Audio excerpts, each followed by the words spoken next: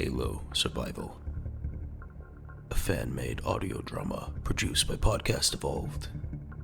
Episode 5, Stranded.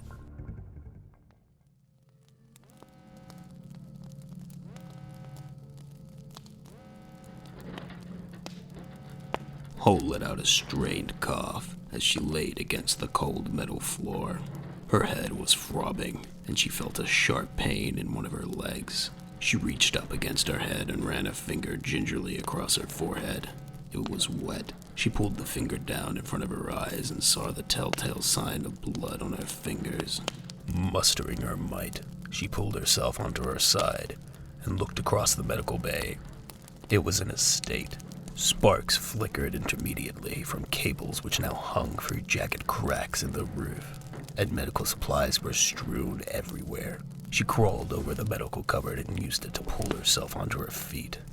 Looking at the medical table where Talbot had been lying, he was still there, but he lay very still, his pale white skin interwoven with bloodied clumps where debris had hit him as it fell to the floor. She knew he was gone, but she had no idea about the others. Nat, are you alright? She said, struggling to get words out as pain ricocheted through a million points in her body. She could hear flames deeper in the ship, and every now and then, there was a horrific, ear-piercing shriek as something within the ship shifted deeper. It was clear they had come down hard, and wherever they were, the Prowler wasn't going to be much good now. Holt heard some movement to her side and instinctively reached to a holster on her thigh, raising the M6H gunfighter Magnum and thumbing the safety. Chill, boss. It's me. Are you alright? I think so. My arm is killing me. Might be dislocated. She turned to look towards Talbot. I don't think he's... It's best not to dwell on it. Let's find the rest of the squad and see if we can get out of here. Wisner and O'Neill are probably down in the hold. Let's go take a look and see if we can find them, and then we can head up to the bridge and get the captain. The red emergency lighting dimmed the inside of the vessel, but slowly, the two Marines were able to make their way to the doorway which led into the hold. As they entered the doorway, Holt decided it would be best to disclose their presence in case the Marines inside were as twitchy as she was after the crash. O'Neill, Wisner, you in here, Marines? Yes, Sarge. Down here. Holt and Vorstock made it deeper into the hold, and it was clear that the crash hadn't been kind to the vessel. Deep, jagged cuts were torn through the hole on the side, letting bright sunlight burn through the ship. The two war dogs which were parked neatly in the hold moments ago were now mangled and broken. Supplies were strewn across the deck, and a couple of small fires were burning in the far corner of the hold. The far corner of the hold had fallen away completely, revealing a few rocks and a grassy patch of ground which was now charred and burnt. More supplies were strewn across the ground below, too. Holt turned and caught O'Neill and Wisner, who stood next to a metal container. They loaded up magazines with ammunition and then locked them into place on their chest rigs. They smiled as the two Marines walked over to them. It's good to see you both. How are you both doing? We've been better, but we'll be alright. Didn't get too beaten up in the crash. A couple of bruises and scrapes, but nothing major. How are you holding up, Sarge? I'm a little worse for wear, but I'll manage. There's biofoam and medical supplies in the crate over there if you need it. How is everyone else doing? Thanks. Holt looked down at the floor and then back up at the Marines, slight tears forming in her eyes. Talbot is dead. Must have succumbed to his injuries when we crashed.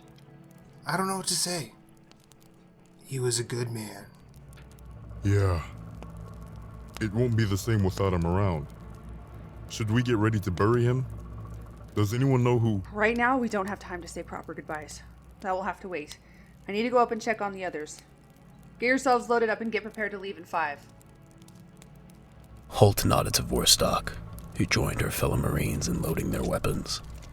And then Holt turned and navigated the corridor to the bridge. Debris was strewn in the corridor, and it had collapsed to one side, giving it an unbalanced appearance, which made it harder to navigate. Smoke billowed thickly from the unseen fires, and a mixture of intense smells mingled in the atmosphere. Holt pushed through and came to the door for the bridge, which was jammed slightly open. She pushed her way through the door and gasped at the sight which greeted her.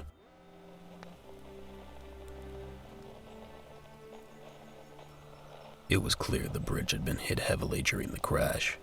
It looked like the Prowler had upturned some of the trees in the woodland as it had crashed, and one of the trees had toppled and smashed through the canopy at the front, causing a lot of the hull of the vehicle to buckle and crumple under the impact.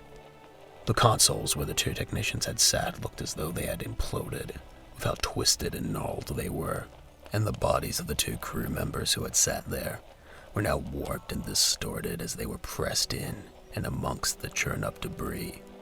As Holt took everything in, her eyes fell on Cooper, who was sat against the back wall. His BDUs were bloodied as a large piece of metal had gone straight through his abdomen. As she stared at him, his head moved slightly, and he locked eye contact with her. Holt! Ugh. She quickly moved down next to him, resting her hands on his shoulders as she took in the situation. She knew it wasn't good, and she wanted to comfort him, but knew there was not much she can do. Before she could say anything, he spoke again. It's okay. None of us know how things are gonna end when we sign up. You're in charge now. He slowly raised an arm to his neck, and using his last morsel of strength, he tore off his dog tags and placed them in her hands. He closed her fingers around his tags and locked eye contact with her. Look after them. I know you.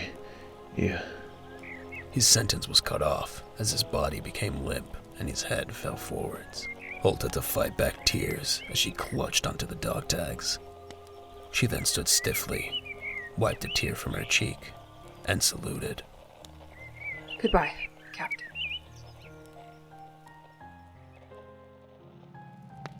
As Holt re-entered the hold, Wisner, O'Neill, and Vorstock turned to look at her. No one said anything, but by the somber look on her face, they all knew what had happened. They would also be aware about the fact that the UNSC chain of command now meant she was in charge of what was left of Rhino Squad. Wisner slung an MA-40 assault rifle on his back and reached onto the table, scooping up a DMR which he passed over to the sergeant. Vorstock and O'Neill were finished loading a pair of BR-55s, and Wisner grabbed a CQ-S4A Bulldog and some shotgun shells for the weapon.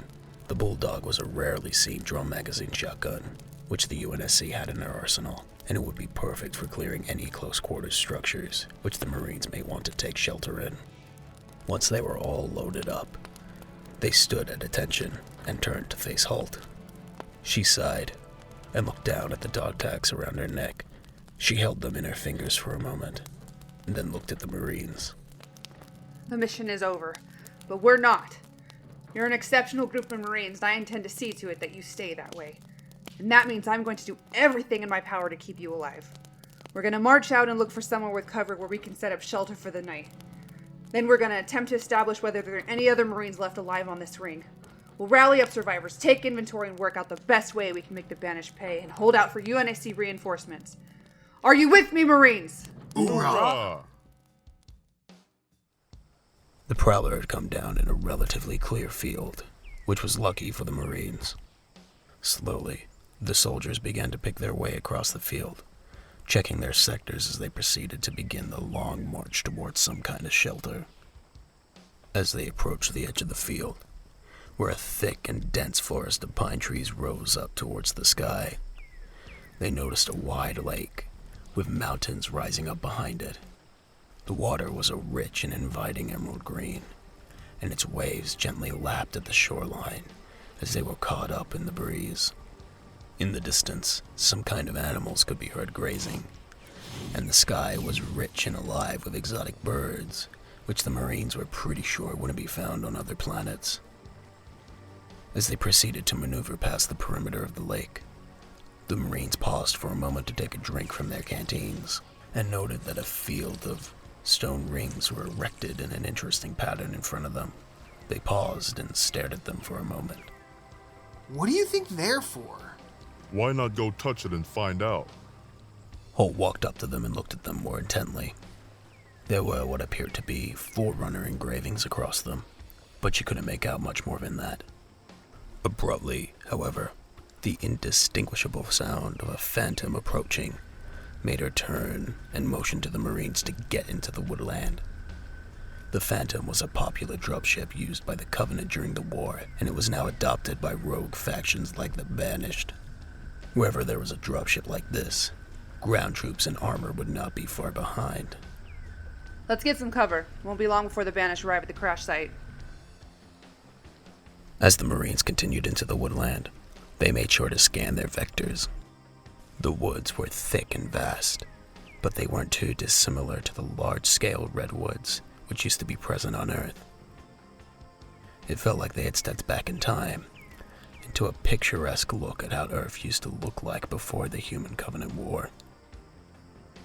As they continued to walk further into the woodland, every now and then they would spot little creatures scurrying about, seemingly scared of them as they approached. They were small quadrupedal animals with humped backs, and they almost appeared similar to animals which had existed on Earth. O'Neill was the first one to notice. Hey, Wisner, what are the chances of a halo ring having gophers on it?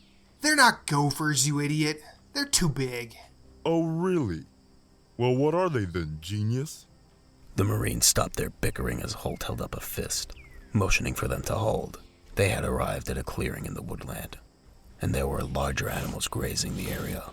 They appeared almost like rhinos, only with longer, curved horns which rose upwards from their snouts, and also thick and heavier skin adorning their necks. They seemed docile enough to Holt, but she wasn't sure how they would react to the presence of humans on the ring, and wasn't convinced that she wanted to risk it. We need to go around. The Marines picked their way past the animals and continued to head deeper into the woods. They encountered the small animals which O'Neill had referred to as gophers occasionally, but beyond that, their journey was relatively quiet.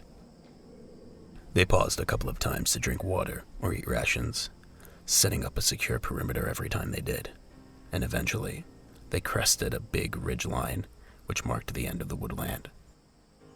They clambered up the ridge to the top and were greeted by the sight of a huge Forerunner structure which towered into the sky. The building appeared to have a lower, enclosed section before it had a higher, exposed platform underneath what felt like a larger and smaller right-handed triangle attached to each other. Blue energy span in a circular mechanism in the middle of the structure, and occasionally, the whole structure emitted a blue beam of energy high into the sky. Looking into the skyline, the Marines could see the other emitters were conveying similar signals across the ring as part of some unseen ecosystem. Holt pointed at the structure and smiled. I think we found our shelter for the night.